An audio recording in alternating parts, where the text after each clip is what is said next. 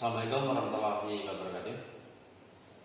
Pada kesempatan yang baik ini, saya akan menjelaskan tentang siklus refrigerasi kompresi uap.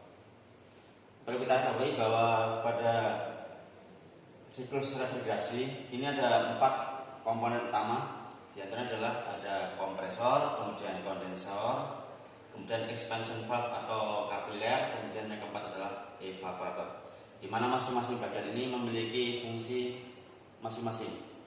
Yang pertama adalah bagian kompresor. Bagian kompresor ini adalah untuk menekan atau kompresi gas refrigeran dari evaporator ke kondensor. Untuk bagian dari kompresor ini gas refrigeran itu ditekan ke bagian kondensor. Ini masih dalam bentuk gas, ya, dan menggunakan tekanan tinggi, ya. Kemudian disalurkan ke bagian kondensor. Karena di bagian kondensor ini fungsinya adalah untuk menghilangkan atau melepas kalor atau panas di sekitar ruangan. Jadi gas refrigeran ini setelah lewat kondensor ini panasnya akan dilepas. Nah, kemudian dari kondensor ini akan dialirkan ke bagian expansion valve. Ya. Dari kondensor ini ada perubahan, yaitu dari gas kemudian menjadi cair.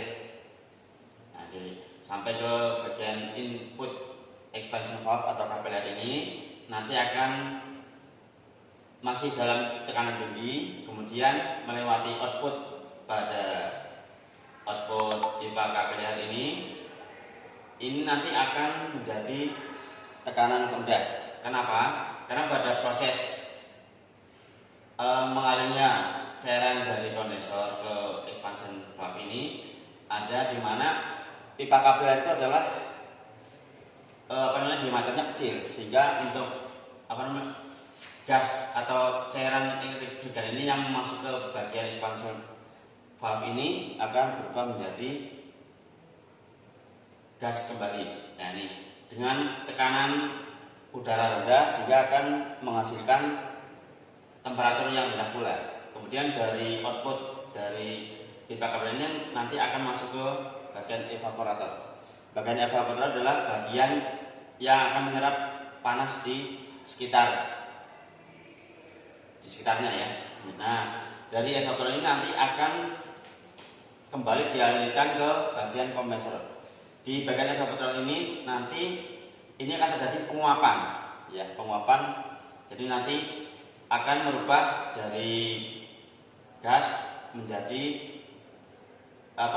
dari cair menjadi gas. Nah, ini dalamnya adalah medium atau masih agak panas, sehingga nanti akan dengan tekanan yang rendah ini sudah menghasilkan dingin kembali, kemudian akan ditumpahkan kembali ke bagian kompresor. Di bagian kompresor ini nanti akan ditampung oleh bagian akumulator, yaitu untuk penampung sementara. Untuk menampung sementara yaitu cairan atau mungkin barangkali ada pelumas atau oli agar tidak bisa masuk ke bagian kompresor. Jadi untuk kualitas daripada siklus refrigerasi ini akan berjalan terus, ya, memastikan hawa dingin sehingga prosesnya tidak atau peralatannya tidak cepat rusak. Demikian kilas penjelasan tentang siklus refrigerasi yang bisa saya sampaikan. Jika ada pertanyaan silahkan. Saya akhiri.